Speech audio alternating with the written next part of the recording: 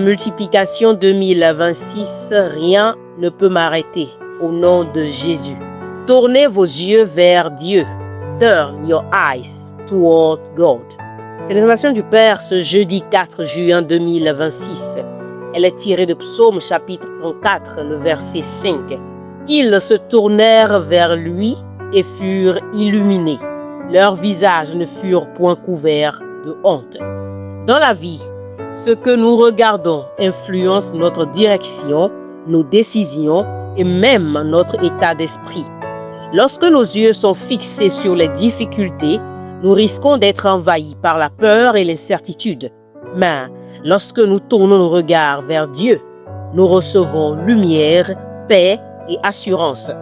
Tourner ses yeux vers Dieu, c'est détourner son attention des limites humaines pour placer sa confiance en Jésus-Christ et la fixer uniquement sur lui.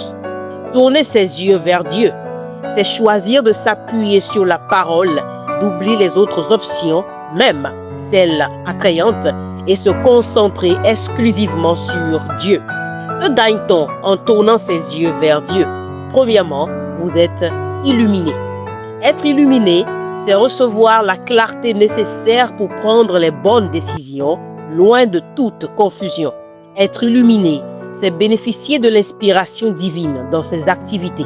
Être illuminé, c'est être guidé par Dieu sur le chemin de la vie. Être illuminé, c'est comprendre davantage sa parole et la mettre en pratique.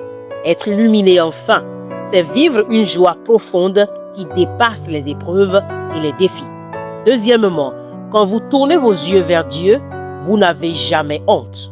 La honte naît souvent de l'échec, du rejet ou des erreurs du passé.